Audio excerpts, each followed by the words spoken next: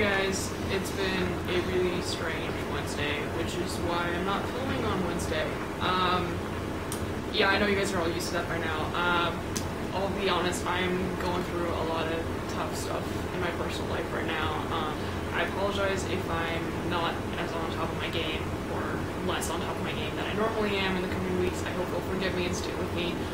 Yeah, I'm actually at my boyfriend's house right now. If you hear obnoxious button mashing in the background, we've been playing P4 Arena like all night. It's been awesome. That's also why I've hijacked his yes, that. That's also why I've hijacked his Cat Lady Cosplay, which I mostly made for him anyway. I love you. Yeah, I had nothing else to wear, so I'm Kanji Tatsumi and I enjoy naked men. Steph, I'm sorry that we all let you down. If Netflix had Metalocalypse, I'd probably be watching it already, but I checked and it's disc only, so until that happens, it looks like your best bet to get us all to watch it is to indeed have that super sexy Metalocalypse slumber party that you were talking about. Sign me up.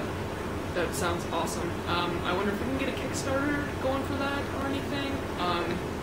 You know, send the geeks to Steph's house for naked pillow fights. I guess I forgot to answer Pyro's question last week, because I'm a jackass. So, anyway, it was a really good question. I think it was Pyro. I don't know, it's 1 a.m. It was a really good question, so I want to make sure I answer it. It was, what's most important to you in a story?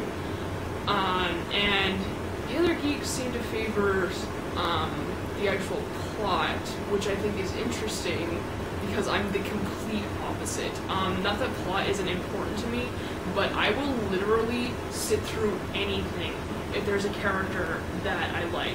You know, I will watch or read or play, whatever it is, as long as there's a character I enjoy, I will suffer through just about anything. Plot to me is just takes a very large backseat to characters for me. For example, like Scott Pilgrim has one of the dumbest premises you could think of, and I mean that with the utmost respect to Brian Lee O'Malley, but it's really not the most interesting concept. But the actual story itself, and the characters and the relationships, at least in the comics, because the movie didn't really explore that, that to me is what made the story so incredible and is why I love it so much. So yeah, while the Evil Exes thing is interesting and kind of hilarious, it's not what makes the story for me. Another good example is the second season of Code Geass, which I've told you guys is my favorite anime of all freaking time. Second season is pretty terrible. It jumps so many sharks, has so many plot holes, most of it doesn't even make sense. The ending doesn't... Yeah, my boyfriend's cracking up right now because he knows exactly what I'm talking about. She just said one of the things that I always say! Fucking weirdo. Yeah, but the second season is pretty terrible by anybody's standards, but I still love it to itty bitty tiny pieces because it's Code Geass, and I love, like, not almost every character, but so many characters in that story, and that's what makes it an incredible story to me.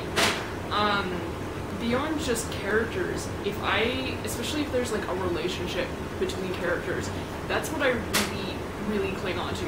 Like with Persona 4, it's not really like a defined relationship, but I love the protagonist and Naruto together, even though it's only sort of canon. It's really weird. If you play Persona, you know what I'm talking about. But like, Lelouch and Suzaku, Scott and Ramona, Cheryl Noman, Alto Saotome, Mami and Madoka, Beatrice and Battler, Saber and Shiro, Taiga and Ryuji.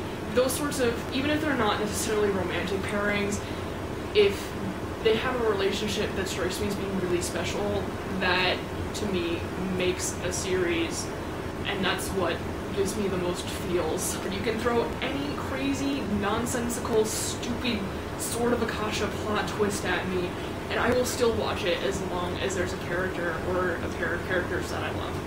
I believe the other question was, I'm guessing it was a Nikki question. It sounds like a Nikki question. What fictional world would we want to live in? I, too, have always wanted to be a Pokemon trainer, of course. I have, you know, proudly played every single generation since the first. My boyfriend's making a face at me. I don't know why he's making a face at me. I'll explain later. Okay.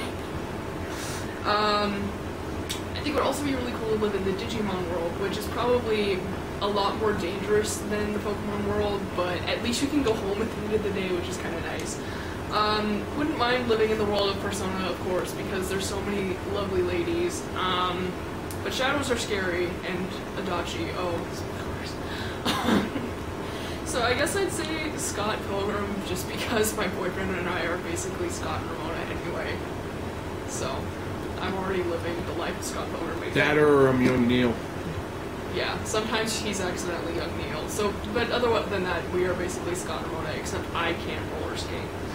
It's time to take off these glasses and put on my serious face, which probably looks really stupid with this wig right now. I've been trying to get away from talking about cosplay too much since it is my thing, and I know not everybody who watches the show is into it, but Steph's video, it hit me right in the kokoro. It hit me right in the feels because it's such an important message, and although she did a brilliant job of going over it, I feel the need to add my own, not even 2 cents, it's probably going to be a couple bucks worth, so strap yourselves in. I, too, am going to swear a lot, but you guys are getting used to that from me.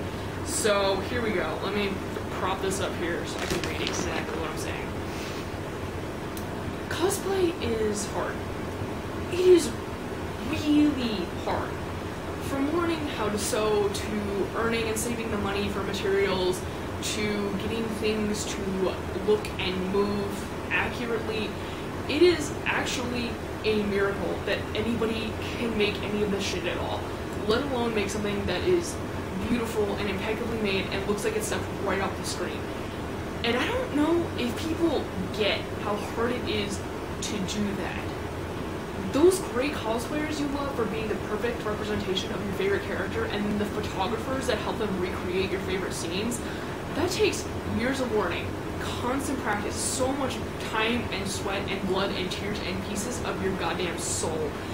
Yet they make it look so effortless that it's hard for someone who doesn't cosplay to really understand what all goes into that. And I know a lot of the hate many cosplayers get is from people who have never had the guts to even put on a wig before. And like Steph said, cosplay takes so much courage. It really, really does. I mean, I like to think I have pretty big cojones for wearing this really stupid looking wig right now. It takes so much guts to put yourself out there, to wear a costume in public or on YouTube or anything, and then to parade it around in front of other people wearing costumes, most of whom are judging you. And I too am guilty of that. As someone who is so critical of their own works, it's easy for me to cast that same eye onto other people. But at the same time, I know, I believe in my very heart, I believe truly that every cosplayer tries their hardest. Even if you buy your costume, if that's the best you can do, then that's the best you can do, and you still have guts for wearing it. And so I generally keep my mouth shut.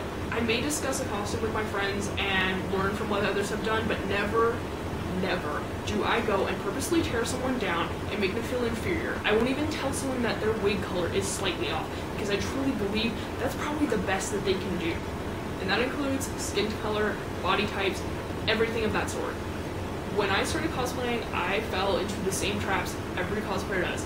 I don't look like that character. My waist isn't small enough. My boobs aren't big enough. I could never cosplay that character. And I still limit myself in some ways, but not nearly as much as I did when I first picked up the hobby. Because I quickly learned that, you know, I don't look like a single character that I've ever cosplayed. There's one that I believe that I pull off and look like. But 4 years, I don't know how many costumes and how many characters I've done to only choose one that I think I look like. I would have missed out on a lot of really fun experiences and amazing memories and amazing costumes if I had picked only what I think I looked like. And so I don't get why people make such a big deal about having to look like a character. Because we're real people, we're not meant to look like 2D real people. So you may as well cosplay whoever the hell you want and not be concerned with whether or not you look like a freaking cartoon. And that's the best approach you can take to cosplay or just about anything. To do because it makes you happy. And do your damnedest to not give a shit about what anybody else thinks.